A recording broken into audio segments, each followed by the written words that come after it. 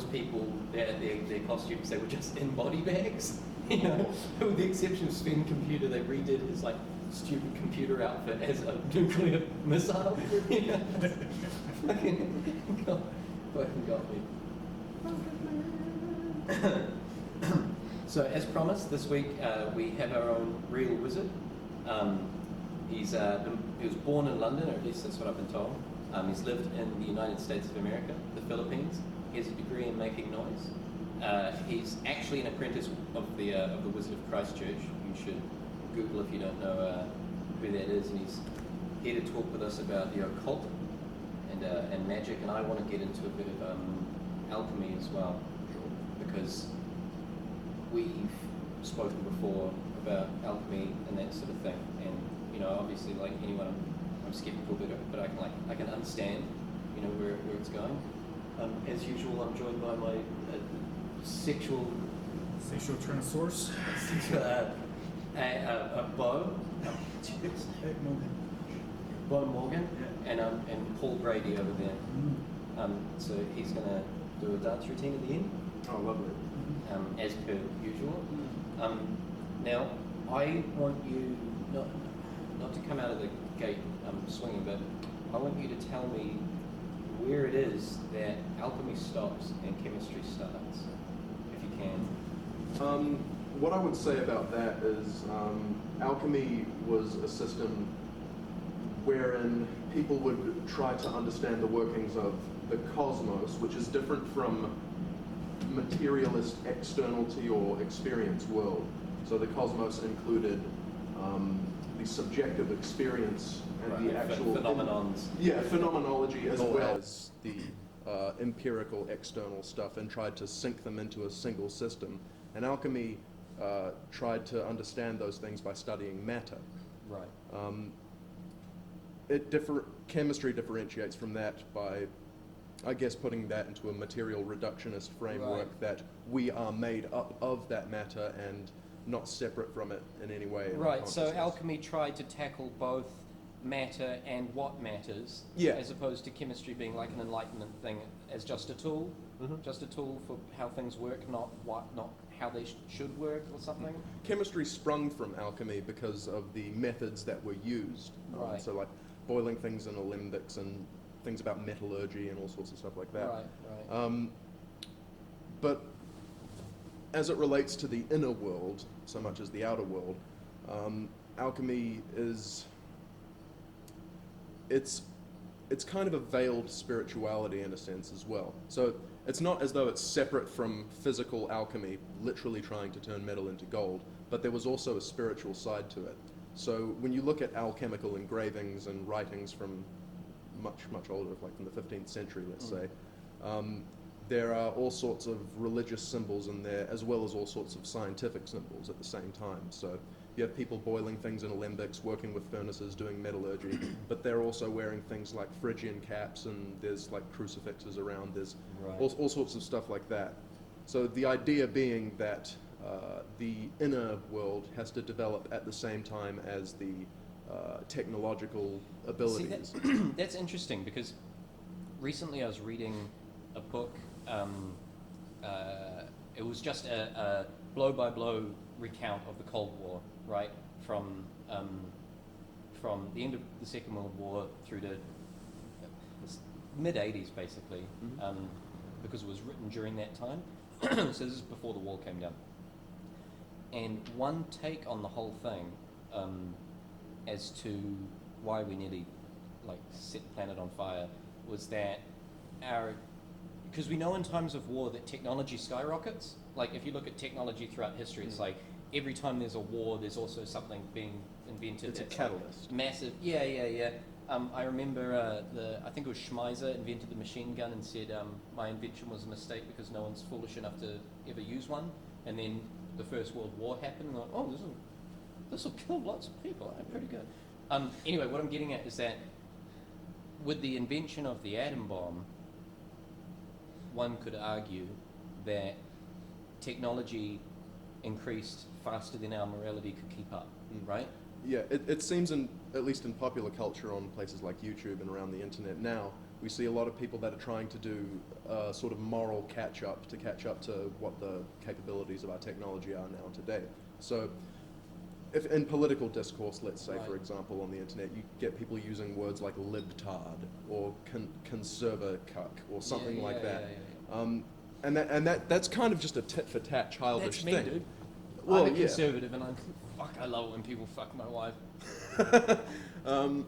Yeah, so the idea being that we develop morality at the same time as our technology so that by the time that we have these powerful technologies, we've at least developed the moral fortitude to know what to do with them. With alchemy, though, when I talk about these engravings like I did earlier, a lot of them are veiled symbolism as an alternative spirituality to the Christian sort of ethos as well, because alchemists at the time were often persecuted. Right. But they veiled their spiritual development because the church at the time was very limiting. It was a very dogmatic, rigid thing. And they persecuted anyone that wasn't a Christian. So they had to veil their spiritual development in allegories of making gold.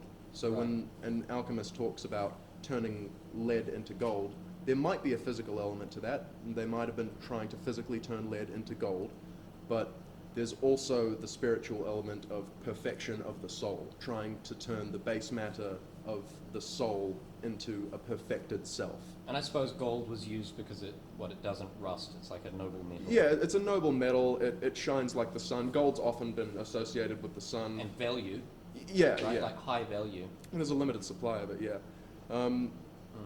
But when I talk about the sun, it also relates to a lot of other spiritual systems that are from an older world. So are you a spiritual person? See, this is where things get a little interesting, because you see a lot of people nowadays identifying as spiritual but not religious. Yeah, well, I think that's bullshit. But I would prefer to take the tack that people will just accept that there are things that are sacred. right, okay. Are you talking about material, observable things, or just things? Like morals, what? I think the observation of the thing that Right. you're looking at is not separate from the thing itself. The Right. experience of it and the thing Is itself in and are of part, itself are part sacred. of the same Right. system. Yeah, okay, sure. So a lot of occult type thinking, a lot of magical thinking, you would call it, comes from the idea that the world of your imagination, and indeed collectively everyone's imagination as they work together, is not separate from the hard matter, the things that they're experiencing. So basically, these, like, I mean, I don't want to call them occultists, but maybe that's the right term.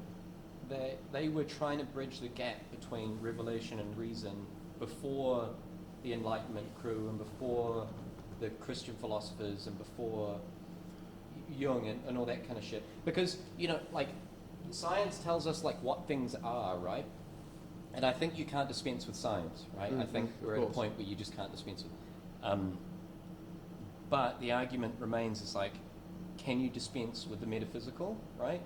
And that's something I grapple with a lot, because it's funnily enough that you say that you're, not you specifically, but that some people will say that they're spiritual but non-religious, right? I think that that's stupid. We can talk about that another time. I would say that I'm religious but not spiritual, right? There are fundamental axioms that I act on, right? I don't know where they're from. They could be just biological. Perhaps not, you know. And I act on those, and I do things based on those, etc. Right? And I have routines based on those, and I hold actions and people and events against those. You could call them values, right? Or like noble values. And I would consider that to be like obviously religious, right? Right. As to the spiritual part, that's the hard one, because I don't think you can dispense with it entirely, even if you're like an engineer, right? An engineer works with true science. It's like a specific measurement of something. You know, there is a finite amount of thing that they try and comprehend. Even if you're that way inclined and you've taught your brain to be that empirical and that critical, I don't think that you can actually dispense with the metaphysical, in that you can't say, oh, it's all just wrong, right? I'm not saying it's right. So with the scientific method, we try to find a use for our discoveries, right? We put a frame around what there is, or as we perceive things to be for a human, because we can only use our senses in the scientific method. We put a frame around something, but to put a frame around something necessitates that there is something outside of that frame. Sure. And a lot of people will call that needs to be God, framed the out, the right? unknown. Yeah. And this is where the word occult comes into things. The word occult means hidden, that which is occluded. So, and the fact that there are cameras pointed at us now, they can't see the things that are over there. There are things that are occluded. Sure. In the same way, people like to have art in a nice frame. Sure. The chaotic thing inside the frame that they can deal with. What was that? Inside the box. Inside the box. Yeah, exactly. Yeah. Everything should be a square. Quite literally in a lot of ways. Like if you take the media nowadays, for example, like they often won't outright lie to you, but the lies that they will do will be lies of omission. They will leave things outside the frame. They want you to focus on one thing when there's plenty of other things going on. Right. People don't know that the world is actually a quite lovely place nowadays. Yeah, There's a lot of really good stuff happening, and it's bloody good. But you know, that's not necessarily what some people will want you to focus on. Yeah. I got a blowjob once. Oh no way! That sounds amazing. Oosh. Yeah. Did he like it? Yeah, he loved. Wait a second. Bo, Yes. do you reckon that if technology is left to continue to develop, because we know that it develops increasingly, right? It perpetuates. Do you think that there's any way that human beings, and I mean all human beings, or at least the functioning ones, will be able to keep up, or do you think it will just kill us? I don't know if it will just kill us. I think we'll augment ourselves first, and then it'll be takeover, and then the robots, our overlords, will just have to bow down. I just think it's just cabin. I think that we've passed that point where we can stop it. We'll be deemed useless, more like. We'd be more like art pieces. We're like a creature for study. Yeah, right? exactly. We'll be put in zoos or framed in artwork. Yeah, In museums. why did these weird creatures Yeah. wear these snapback hats? and you have know, to shit and I heard stuff, the first burger chain entirely robotically run. Yeah. Is that a thing now? Autonomous, yeah. Just got opened in Really? California. This is a little bit off topic. We'll come back. But so you guys know what like Bitcoin is, right? Yep. Okay, so you know how the argument is like, oh, Bitcoin is of really, really high value because it's so obscure that you can't change the value of it. You know, you can't voluntarily change. And the other side of the argument is, no, it's valueless because there's no physical backing, right? yeah. So have you ever heard of Whopper coin? Ooh. Have you How heard about of Whopper That coin? sounds delicious. Dude, Whopper coin is something that they did in like Eastern Europe or Russia or something, and I don't know if it's still a thing or not, but here's how it goes, right? You go to Burger King, Yeah. you get a burger, right? You buy the burger with your money, and in exchange you get one Whopper coin in your Bit wallet, in like your cryptic wallet, and you get the burger, right? Yeah. So the idea is that you can then accrue however many of those, go in and go, I'm gonna trade you these 10 Whopper coins for yet another burger, right? Like a coffee card. Now here's the thing, right? Is that Bitcoin, although it's worth so much money, and Whopper coin's worth like maybe 10 cents a coin, and I'm just guessing, right? Whopper coin's got a physical backing, right? It's got a burger, right? One could argue Yeah, no, that is way better the than burger-backed currency is like stronger than any fiat, you know? Yeah. But will people get heart attacks before they figure out what to do with the Whopper coins? They're like buy. So the Western world can get their heart attacks from buying all these Whoppers and getting the Whopper coins, Yeah. and we can then use the Whopper coins to develop the third world to a point where they can also have Burger Kings and they're Get obese. So really it's kind of a meme that's taking over the minds of human beings and getting them to kill themselves via heart attacks. Yeah, praise the Lord. There's a lot of virtual currencies Yeah. I don't understand them used at for all. different things. We may as well be buying and selling derivatives of the value of memes. What a hot meme is now versus what you know, like we can have a Easily meme could, stock yeah. market Meme and coin. yeah, and just trade the ideas of what we think they might be worth. Yeah. My friend, who I won't name, Taylor, he came up. We were drinking one night recently, and he came up. It wasn't spiteful at all, right? It was not spiteful. It was just like a thought experiment that kind of were like, oh, that's actually kind of evil, you know, of having like a bookie, right? And it's just a list of everyone you know, right? But it's communal, right? So like, let's say Taylor keeps the bookie, and everyone we know is on it, and you play it out like a Pareto game. So everyone gets like 5 points, right? And every time they do something that the group thinks is good, they get a point, and every time someone does something that the group thinks is bad, they lose a point, right? And you end up being able to work out the stock market value of each of your friends, you know, until eventually you're just like, oh, they're the highest value friend, and then you're trying to dethrone them, you know? What we worked out is that if played out completely, one person will win, you know, as game theory goes, and everyone else will be on 0. Yeah. Well, imagine what hitmen could do with something like that. If you try to hire a hitman to kill someone, they have to like look up what the value of that person is. Yeah, but before it's they like, tell they're you like the good quote. boy points, Yeah. you know? Like, you just, Which in turn can be spent on chicken tendies from yeah, Burger yeah, King. yeah. I feel like we're getting pretty far off. Yeah, topic okay. here. Clive, right? I've been meaning to ask Brad a question this whole thing. So, John, are you even slightly skeptical of spiritualism in general? Are you skeptical? Do you think it's horse shit? It depends on your view of spiritualism. Yeah, right, because what we think of is probably different. You gotta embrace it, I guess.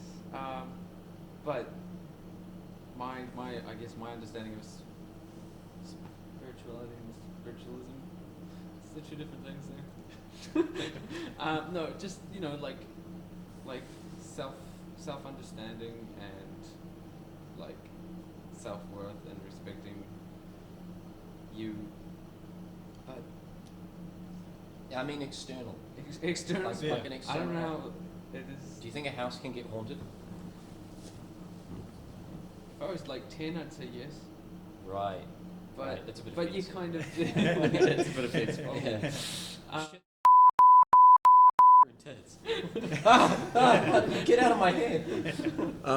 Yeah, I mean, in a way, that sort of uncertainty can be a conundrum, but there are a group of reprehensible individuals known as chaos magicians in the world of the occult. And chaos magic, a central axiom of it is that belief is a tool. So, whether or not you believe in external spiritual entities, it depends on which one serves you more. For example, if I were to use the word magic, that means two things. There's a traditional system of rituals and rites and all sorts of stuff. You can call that a system of magic. So if I were to do magic, I would be doing, okay, what are you doing? Are you doing from the Grand Grimoire? Are you doing the Lesser Key of Solomon? But then there's also magic as in the act of doing a ritual, like a act of magic, which is popularly defined as the art and science of causing change to occur in conformity with the will. I think that's a shit definition. I prefer the art and science of causing change in perception and consciousness in accordance with the will.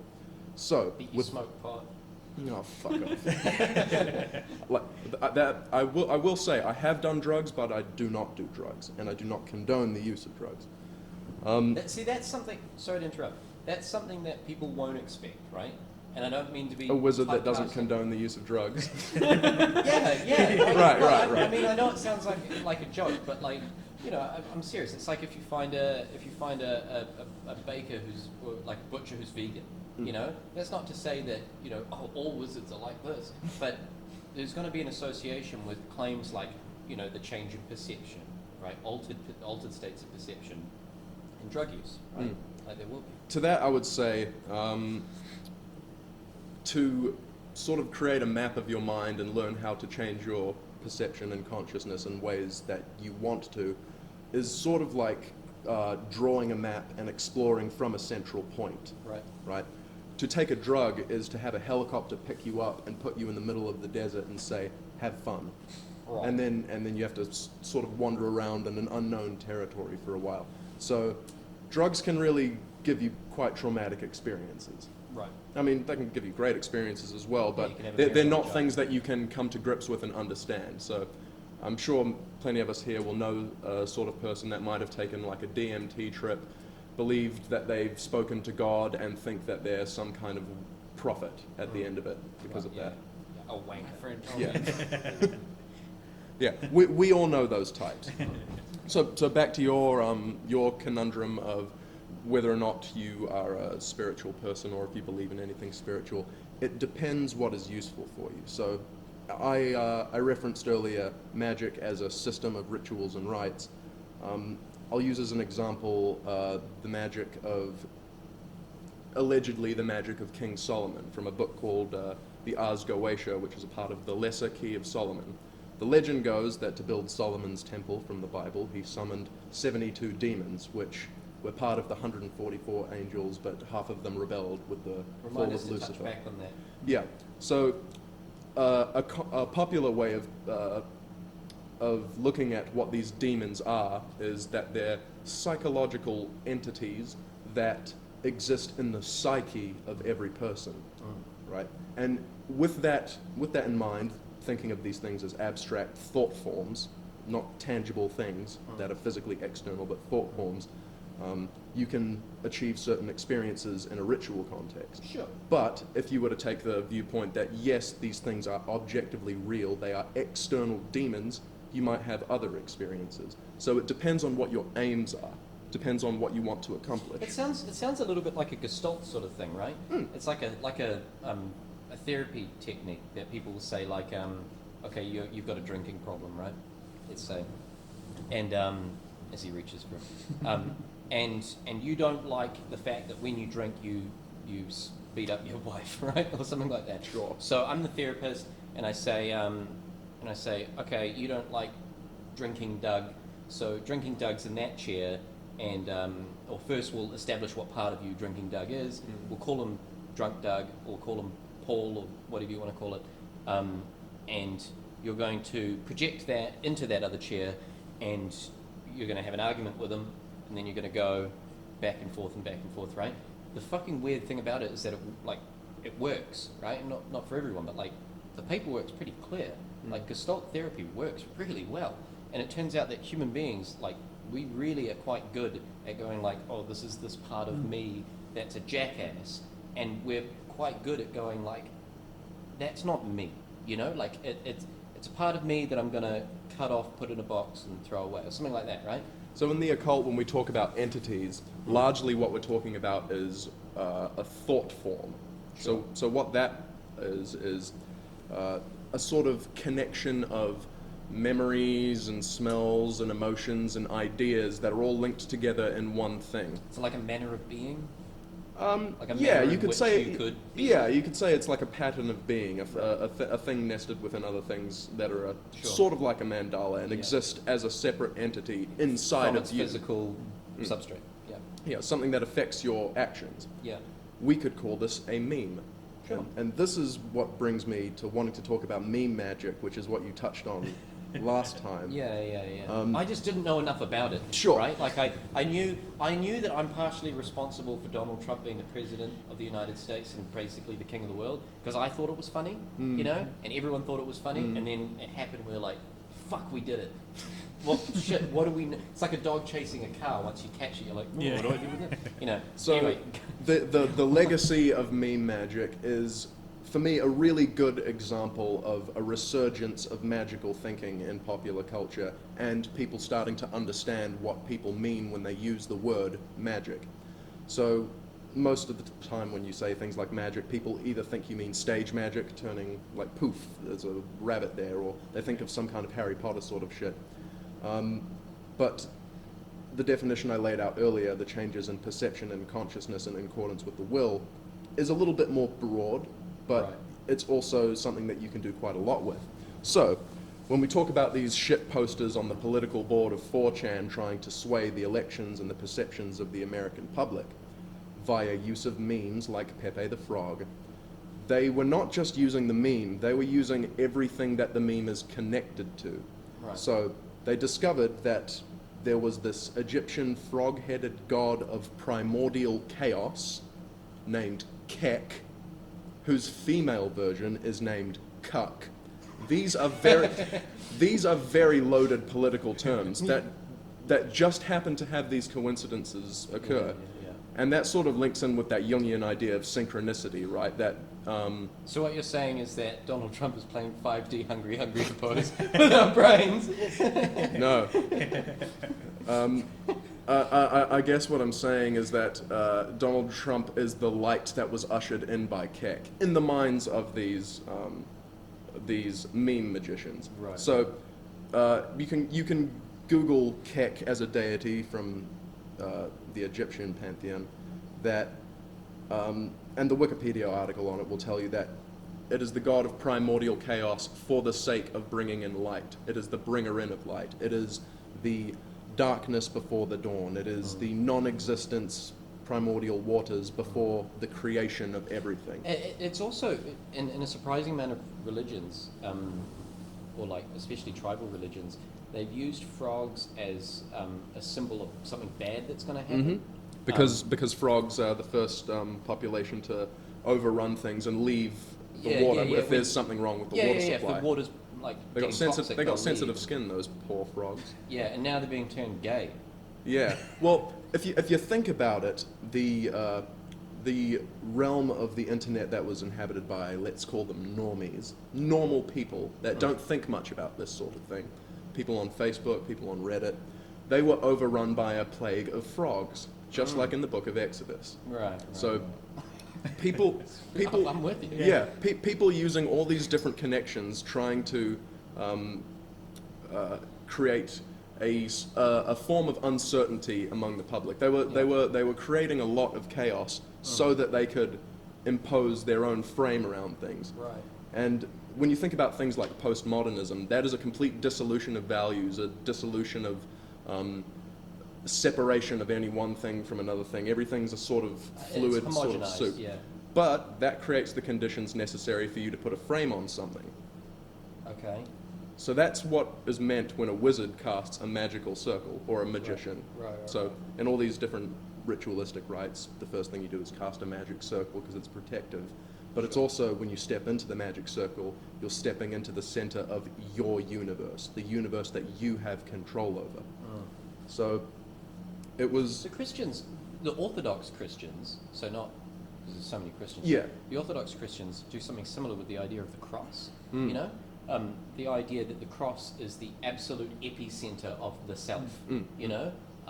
And the self, they would say, is like, in its most ideal form, physically, would be Christ, right? So by stepping into the center of the cross, which all cathedrals are shaped like a cross, well, the old ones There's are, many yeah. different meanings for the cross, mind you. Oh but yeah, that being one. yeah. But I'm kind of Sure. drawing a parallel. That you are effectively doing the same thing, right? It's like it's, for lack of a better way of saying it, it's your world. You know, it's your you.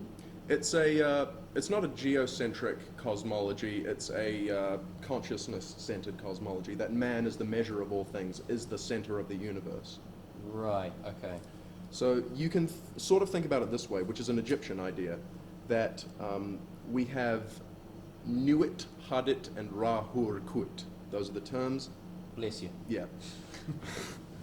Nuit you can think of as the totality of all possible experiences and outcomes. So that's the space in which everything exists. It's the isness of things. It's everything that is, nothing differentiated from everything else. It's that primordial It's the chaos. source. It's the source, yeah. Yeah.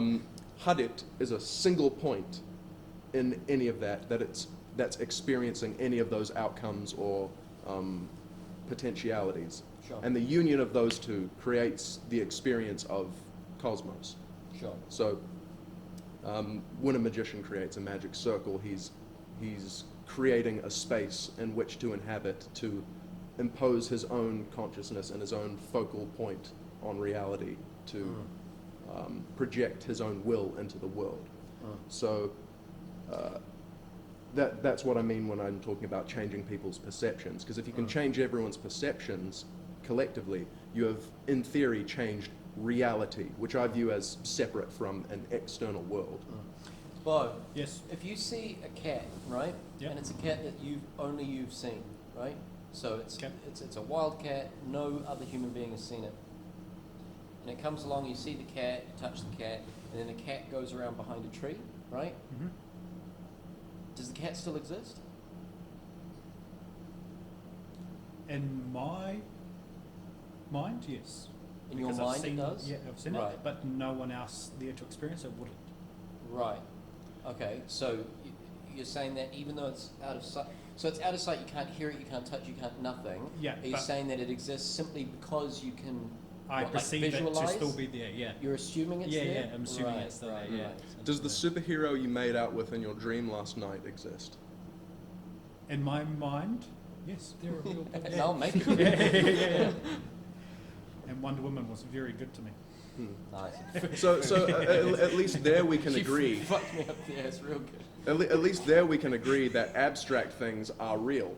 Yeah. They're That's the hardest thing, right? Is to work out whether the idea of something is real versus the objective. But I- isn't everything we perceive a perception of what are we perceiving with our eyes? Isn't it just information that our brain's computing from information it's getting from the light? Here's something weird about that, right? And I might have mentioned this in the past, so just Yeah. I'll run with it anyway, right? It's like, what does a beanbag and a bar stool have in common, right? You sit on it. You sit on it, right? Okay. But what do they have in common with each other? Nothing. Nothing, right? They've got nothing in common with each other. just like its face. It's just a face, man. It's a mask. Yeah. It's a mask. Well, you sit on it. So, like,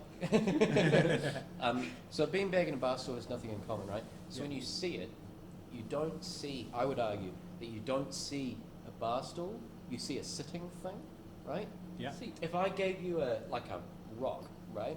Yeah. And I said, I could put the rock in your hands, and I was like, all right, think of all the things that this can be used for. More creative people might come up with like 10 things. Less Yeah. creative people like me will come up with like 3 things, right? Yeah. But it's not a rock anymore. It's a throwing thing. It's a thing to stand on. It's a Yeah. paperweight. It's whatever else. Which It's a what? It's a weapon. It's a weapon. Yeah, exactly. You need to get checked. But my point is that like, what's more real? And real is a hard thing to, what's more real? The thing in and of itself, like the thing, Yeah. or whatever the thing is doing. Yeah, that's a difficult one. Because Yeah. I think I can elucidate something here. Okay. we should probably get back to that after the break. We'll check out these interviews first. Yeah, we're going to check out a couple of Sure. interviews. yeah. Remind me to talk about as above, so below. Yeah. So below. Yep. Sure. Okay. Will All right. do. We'll be right back. Yep. After this. Hello and welcome to episode 2 of Op Shop Radio. Today we're out in Browns Bay. We've got a little helper today. His name is Pepe. And we are about to go ask some people about the occult, specifically superstition. Alright, so we are wondering, are you a superstitious person? I don't tend to be a scientist, so I'm like, but you still like, I still kind of feel it, believe in something, like, so there's some parts of me that I would feel is superstitious. Yeah, for sure. Yeah. Anything in particular superstitious about, like walking under ladders or breaking mirrors or anything like that? Yeah, definitely. I've broken a mirror before and be like, oh Lord, no. Yeah. So just like, just kind of like things like that. Like, I don't think that would ever leave you knowing I want to break mirrors. Yeah, for sure. And what are your thoughts on the existence of magic? I'm not too sure actually. I don't know, like it would be amazing if it did exist, but like, I know just like, whether I actually believe it would exist, I don't think so. Yeah, definitely. Alright, thank you so much. Awesome! Alright, so how superstitious do you think you are? Not terribly, I don't think. Yeah, there's nothing in particular that pops to mind when you think of superstition? A lot of stuff that pops to mind, but I still don't think I'm really superstitious. Yeah. Do you have an opinion on why it is you think people have got superstitions and why it's got a basis in our society? Speculation. Yeah? Yeah, I mean, it's always helped people to try to understand the world and give meaning to it, where there often is no meaning. But people feel a lot better about themselves in their life if they feel they have meaning. Yeah, for sure. Alright, thank you very much. Wonderful. Yeah. So what do you make of the interviews? The first interviewer, I thought it was interesting that she was like a scientist, but did say that she had some superstitions. Like she mentioned the breaking of a mirror. I reckon that's probably because of what certain things will symbolize. You know, like the breaking of a mirror psychologically might have an effect on someone. Like Right. it might symbolize like the shattering of their ego or their personality or how they perceive themselves or something like that. Or at the very least, you're looking at yourself and then something happened. Yeah, and that's a part of magical thinking, that things in the external world have a symbolic meaning to the sort of interconnected mythologies and The we have in our second imagination. person You know? was talking about like evolution, right? Yeah. Here's something interesting, right? Pigeons, I believe it's pigeons. It's pigeons or chickens? I can't fucking remember. Some poultry bird, right? Is superstitious. There's I a shit superstitious bird. Yeah. In what way? Yeah, How I can you think tell? I think it's pigeons or doves. I can't remember. We'll go with pigeons, right? Right. So when when they are fed, they're not obviously very smart, right? So they associate the thing that they're currently doing with the food, right? So like, and they remember it for next time. So if they're walking in a clockwise circle, then when they get hungry, they'll start walking in a clockwise circle, right? And they'll do all sorts of weird shit at weird times of the day, even though it's completely random when they get fed, right? Because it's just like a pigeon at a park, you know, it's just when someone walks by, right? And yeah, scientists noticed that that these pigeons were having like real odd behavior constantly, when it was because they were convinced that if they, you know, walked in a figure eight, that bread would appear, you know? Well, yeah, and that's what we fucking do. If you do enough things that precede an effect that is desirable for you, you'll think there's a cause and effect relationship. Like if I'm a caveman, my name's Grog, let's say, I have to go out on a hunt. I'm getting really pumped up. I'm like, yeah, bloody good, let's do this. I'm psyched. I punch a tree and I go out and I do a hunt, very successful hunt, come back, feed family for a week. Wake up the next week, say, yeah, all right, let's fucking do this. I go out and I go for a hunt, very unsuccessful. Fuck it. You know what I didn't do? I didn't punch the tree. So Right. then he thinks that there's some special kind of thing that's about punching the tree. Yeah, So he yeah. says, hey guys, I figured something out. If you punch this tree before you go out on a hunt, it'll be successful. And that can sort of use like a placebo effect that can give people enough of a boost that will actually make them more successful on And the they'll hunt. You know? hunt better. Yeah, Right? yeah. But because Yeah. they believe Have you it. ever heard of the Dobu? The Dobu. The Dobu, yeah, they're a tribe. Okay. They're like the I shouldn't say it, but they're like the shittest tribe, right? It's not the Dogon tribe. No, Dobu? the All right. Dobu. They're like super primitive and like especially backwards with their beliefs. Right. The Dobu were convinced that everything is magical, right? Absolutely everything is magical. And any time a good thing happens, it's because someone cast a good spell on you. And any time something bad happens, it's because someone cast a bad spell on you, right? And they were utterly convinced that if their neighbours stopped casting good spells on their crops, that the potatoes would leave the earth and float into space. they thought that would float They away. never saw it, but they just kept casting the good spells. Yeah, they kept casting the good spells because they knew if they stopped, the potatoes would go into space. They knew. They'd float away into space, right? And that's because at some point they cast a good spell and nothing floated into space. Like, because what's the worst thing that could happen? Well, I can't Like- smell my own body odor, so if I stop bathing, then Yeah. Like, what's the if winter's coming and you're about to do your big yield, right? And you're like, yeah, I've got probably 100 potatoes. What's the worst thing that could happen? If an animal comes along and eats them, you can eat the animal, right? Right. Right? So like, if they're buried deeper than you expected or they're smaller, it's like that's not the worst. You know, you just have less of what you want. The worst possible thing that can happen to your food is that it floats into space because you can't get to it in space. You know? Unless Oh. you become the food source, and that's how the cannibalism They would starts. kill each other because if something went wrong, if you know they only harvested 10 carrots, then that must mean that Yeah. someone's casted an evil spell on them. So they're like, Yeah, oh, yeah. I better kill my Yeah, neighbors. you bastards. Can I say something without being like, I guess, you know, what was it? The Dobu. Dobu tribe. Yeah. It's like without something horrible to them, but like if they so believe that you know potatoes would float up into space. They have an awareness of space. They believe if they don't cast good spells, that everything's going to float. Yeah. They got halfway there. Like, there's probably something out there, but it won't be our potatoes. Tell you what, I'm casting good spells. Yeah, every tribe has that one adventurous guy that wants to do something crazy like float into space. yeah. It just attracts a lot of bad juju to him. Yeah, so he can fly. Yeah. Now, you mentioned something in the break about scrying, right? Yeah. And that's something that I've done some homework on years and years ago. And I think we touched on it when we first met. Do you want to just, for those who don't know, just give an idea of what it might be? Cool. So when people think of scrying, they typically think of what's done with a crystal ball, like a fortune teller gazing into a crystal ball. I see this in your future. Probably the most concrete thing that you good folks at home can do to have an experiment with scrying. And this is also a method that is used to summon demons. I don't advocate the summoning of demons into a scrying mirror. But what you can do is get a black reflective surface. The laptop that you're probably viewing this on will work. Make it black and shiny as possible. Traditionally, it was like black stone, right? It was like Yeah, obsidian. obsidian. Yeah, I've got an obsidian mirror that my girlfriend gave me, so I'm pretty stoked with that. Oh.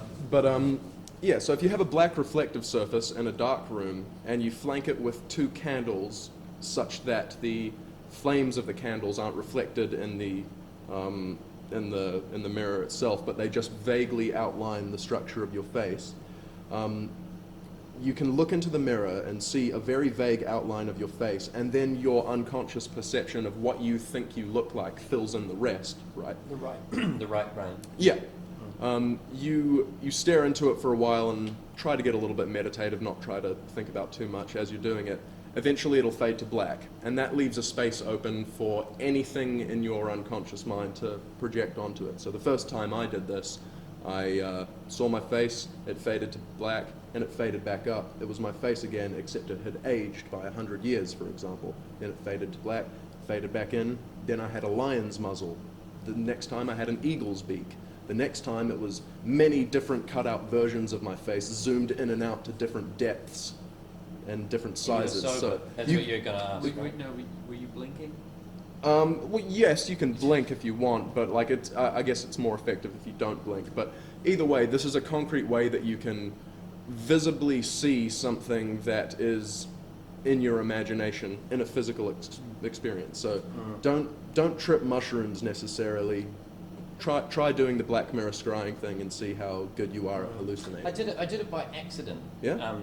That's how I came across it, and it was after talking to you. That It's a really old thing because a lot of tribes from like hunter-gatherer periods would look into dark pools of water. Right. The name Douglas actually means dark water, funnily enough. Nice. Yeah, makes sense, Took right? my fedora to you, buddy. Thank you. I was sitting in my room, and like I said, I probably call myself a religious person, but not a spiritual person. Sure. Right? I was sitting in my room, and it was back in the. I don't know if I'm that old that this was back in the day. Or maybe we were just poor, but we had a television with a CRT TV, glass screen box, in my room, and I sat there. For whatever reason, I was probably just zoning out in my head, like tired or something like that. And I was looking at the TV screen, all the lights are off except for a fine sliver of light under the bedroom door, right? So the room it could be made out in the television screen, right? Barely. You could kind of see a curtain, kind of see me. I was just like zonking out. 10 minutes later or something, I noticed that by my curtain is what could be a man, right? I mean, the curtain goes from a man's head height to a man's feet height, so, what could be a man.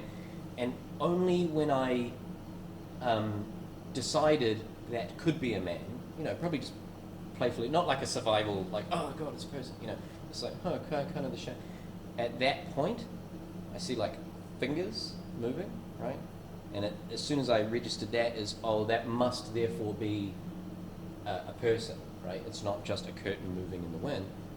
I named it, I decided that that's what that was, launched itself at me. I shat myself. Black mirror scrying is not for the faint of heart. Disclaimer, if you're very neurotic, maybe that's not for you. But if you're a little bit explorative, a little bit inquisitive, would like to explore your mind a little bit, but you don't want to trip balls on ayahuasca, then you'll probably be all right. I'll tell you the problem with tripping sack on. What? You can elaborate any further? It launched itself. Yeah, I've had it was people just do like this where they just see like a a hand black In the reach. shadow. TV. Yeah, in the television In the reflection. Not in Yeah. real life. Cool. Yeah, no, but the thing that I distinctly remember is that there was this like bang, you know, which is probably just me going like that, you know, but whatever, scared the crap out of me. Yeah, I've shown it to people where they have hands that come out from behind them and cover their mouth or something like that. You can And see they're some like really strange psychologically things. healthy people. Yes. You know, that yeah. are sober I love showing it to people that are very empirical scientists that don't think that anything external to their scientific knowledge exists. You know. It's like being so up your own ass that you think that you don't have a subconscious. Yeah, exactly. Yeah, you think you know everything. You think You're in control of your body. Yeah, Get yeah, fucked, yeah. You know, this weirdest shit gives me a stiffy. You know, like I'm not in control. Well, Like, I'd fuck you. maybe you can find out why that is by doing Black Mirror scrying. You Yeah. can find out things about your own unconscious by. Blackmirror.com.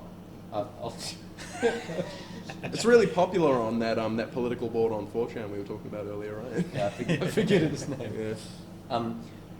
Does our producer want to get our So I guess do you have to find the question ready? The hidden meaning within it, kind of thing. It's a similar thing to interpreting dreams. I guess they're both an unconscious sort of thing. That's something that I really, really have issues with, right? Dream interpretation. Yeah. Right? It can Now, be a very subjective thing, yeah, right? because here's the thing, right? When I did the reading about it, there's pretty strong evidence that, not conclusive evidence, but there's pretty strong evidence suggesting that maybe dreams exist to prepare you for ridiculous scenarios, right? It's like in a dream you're running away from a giant rabid dog. It's like, well, that's psychologically preparing you for running away from something. You know, like a mugger or an attacker or a dog or something like that, right? It's like purely pragmatic. There's also an argument that it's just completely random. You know, it's just completely random circuitry firing, you know? And so I'm like, well, dream analysis, no, suck my dick, you know? Well, Suck my dick. I heard a different way where it's actually like your brain processing the day. So it's what you experience through the day, and it's just your brain processing what you had experienced. So normally when you have a dream, you can never create like a random person in your dream. It's always someone you've seen, even if it was just a split second. Your consciousness. It's not necessarily specific to that day, though. Yeah, true. Whatever. Um, time pass. Based on the symbols that make up your unconscious, that will be the interpretive structure of things that can happen in your dream, I would suppose. I suppose, and there's something that you can So analyze. if you're good enough at lucid dreaming, which you can train yourself to do, if you're in a lucid dream, you can literally ask the people in your dream, what do you represent to me? Like, what does the idea of you represent to me? And they'll flat out tell you. You know, so dream analysis after the fact is something that I think you best do for yourself, because you would know your own unconscious better than some. That's the thing, is that really smart people have claimed dream analysis to be a legitimate thing. And I mean really smart people. If it's therapeutic and it works and it's beneficial for you, Yeah, then by all means, in a You pragmatic sense, go for it. What do you think of different levels of dreaming where you like, you know, sort of you wake up, you're not actually awake, you're just in another dream? Yeah. Oh, that weird I've shallow had a couple of those, place yeah. in the mornings. Yeah, I yeah, like that. yeah. I don't particularly know what to make of them. Yeah.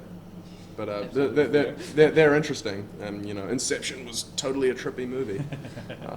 But what did I mention that I wanted to talk about before the break? As above, so below. Right. Yeah. So, I'll try to relate this back to the meme magic that I was talking about earlier. But there's a maxim in the occult: as above, so below; as below, so above, to accomplish the miracles of the one thing. So that's like a very cryptic, very old sort of statement. What I've come to discover that to mean is, and I'll relate this to the Jewish mysticism known as the Kabbalah.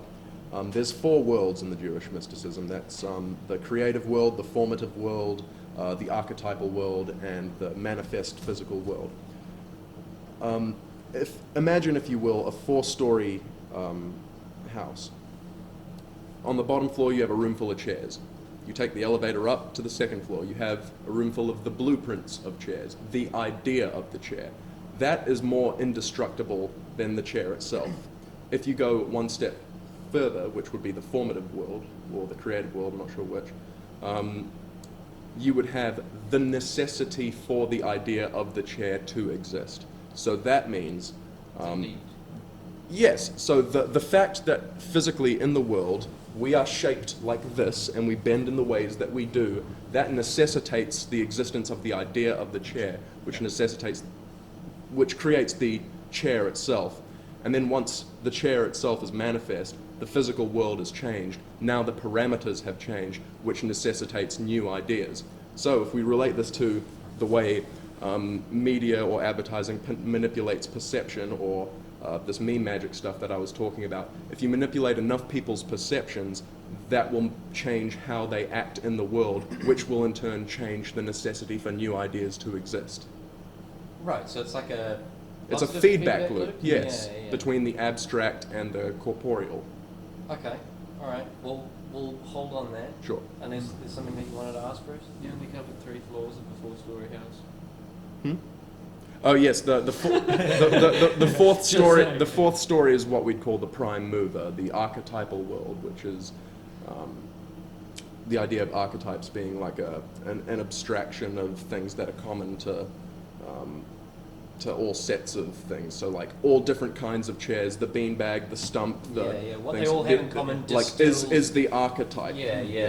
It's but, like but when I talk about the archetypal world, that's more like the Trinity of God, right? That's Right. like the idea that there's a prime mover that everything stems from. So.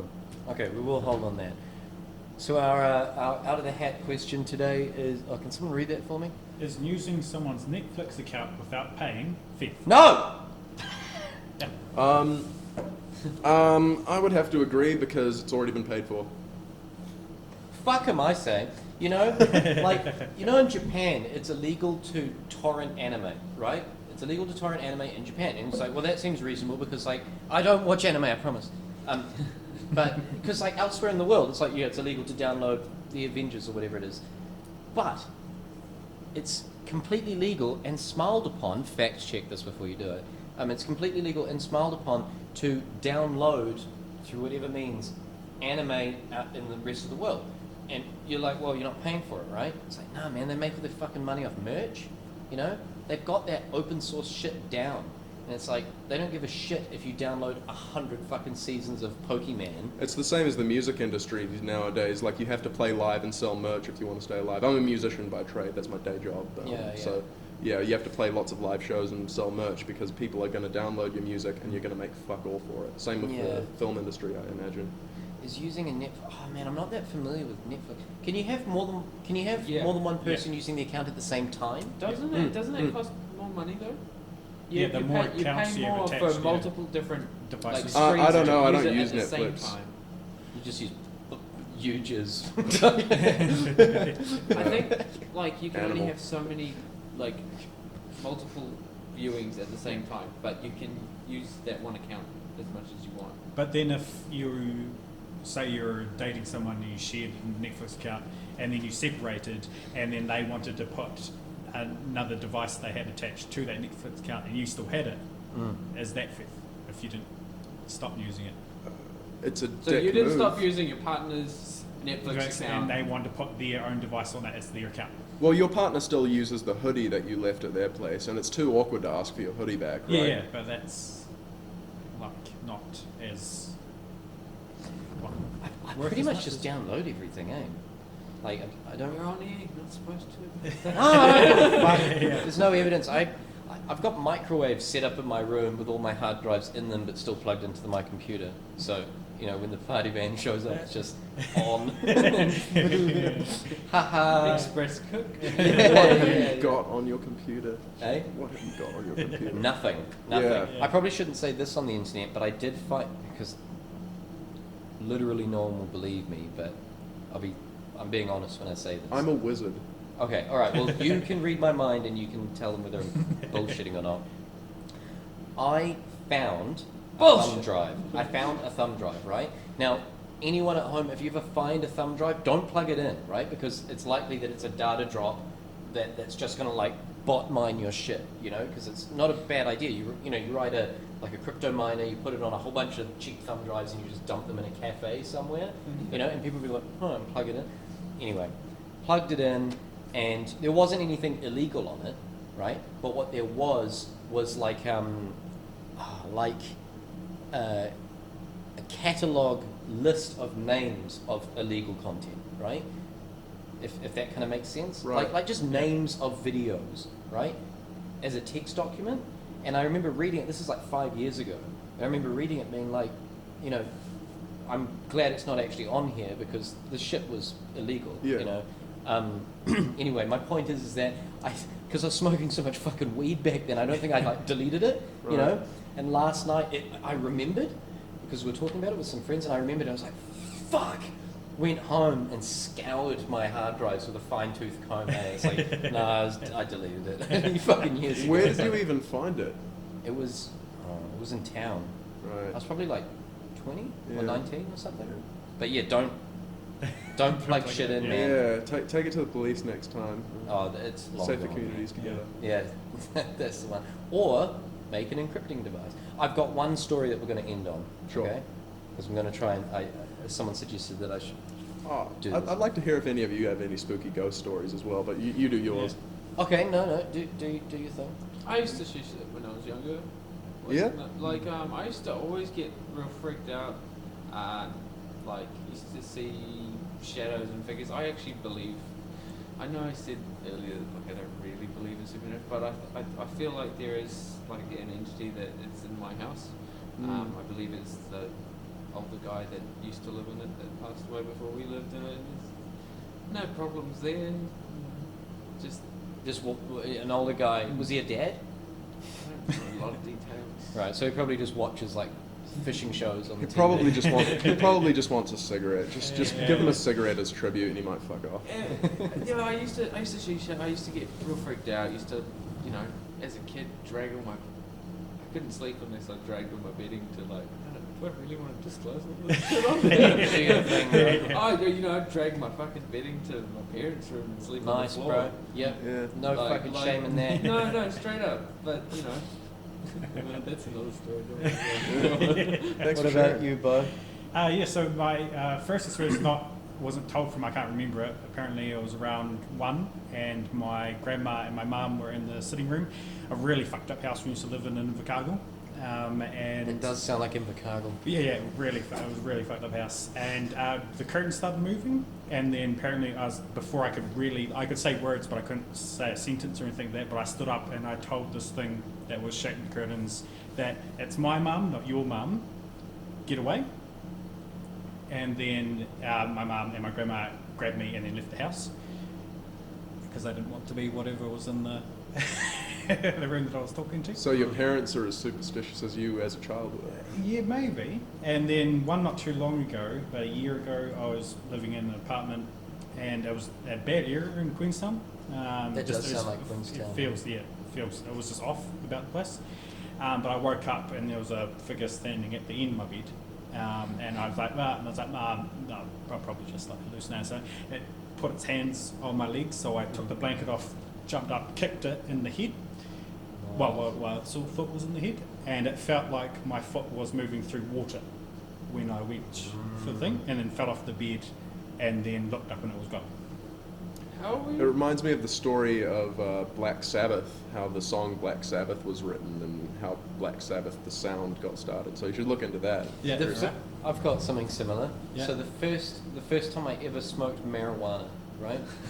It was about It's a gateway to hell. yeah, it was actually about 300 meters that way near the police station, which wasn't very smart. Rebel. But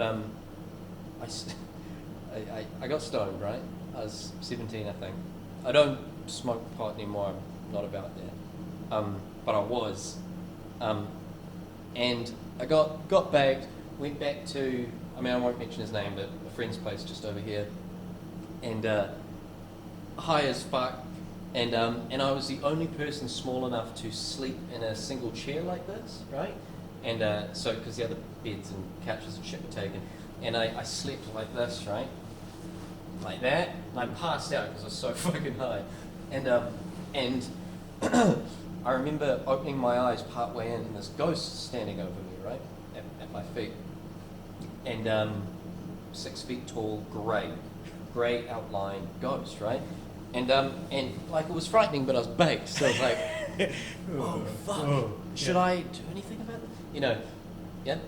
Great. Could it have been one of the grey men with entirely different subjects and supernatural? I actually found out. We'll touch on aliens next time. Okay. So anyway, here's where it got scary, right? Like I wasn't scared at all, but that's just because I was sedated as. It grabbed my ankles, right? This is why I'm coming off your story. It grabbed my ankles and it drew my ankles to the ground, right? So I went from like that to like fully upright and awake. Scared the shit out of me, right? I got off the chair and crawled on my hands and knees and passed out on top of someone else, I think. I can't remember. But, and it fucked me up for years, right? For fucking years.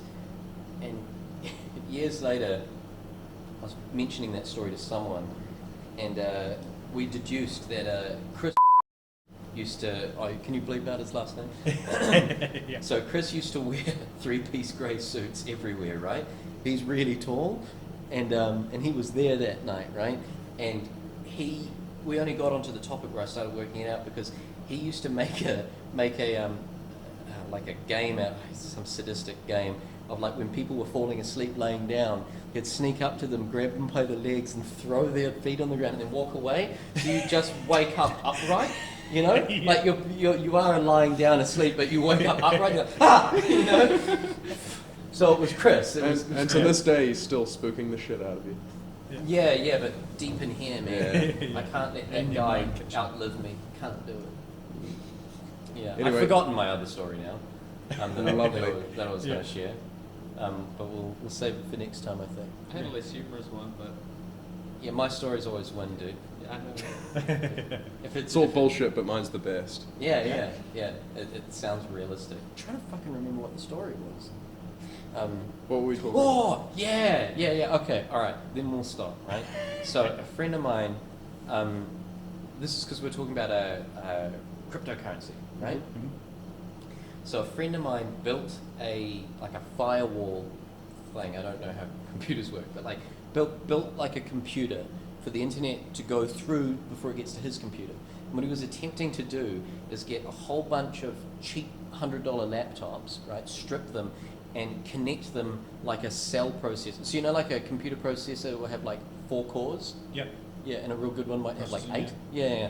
So he had like however many, like over a dozen laptops, and was trying to turn them into a supercomputer, right? And it didn't work.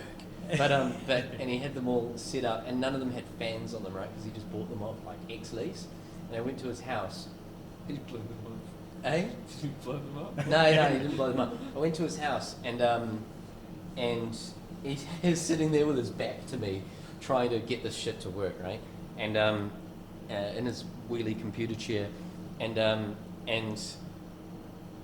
I remember seeing a fire extinguisher in his room. This is in his like shed of depression. He called it his sanctuary of or his like harem of something. I can't remember. Anyway, the shed that he lived in. And I found this fire extinguisher. I was like, dude, I've never used one of these before. Like, you've got to give me a go. He's like, no, don't use it. It's like, why? He's like, it burns, man. It burns your eyes. It's real expired. Didn't know fire extinguishers could expire. And I was like, well, how do you know? And what had happened earlier that day is something had caught fire. Right? Anyway, I was like, how do you know? And he turns around in his chair 180 degrees and his eyes are red as fuck. And he's like, just don't do it. Like, yeah, that's my story. Yeah. There's a quicker way to do that to your eyes than, smoking weed, I guess. Yeah, like that guy who vaped Carolina Reapers, peppers, and then rubs the seeds and. That's enough for tonight. We've gone so far off topic. Thanks for watching. Next time we're going to ring you up an even better guest than Doug, who's smarter, more handsome and funnier. Fuck you! In the meantime, you have to look up Doug Robertson.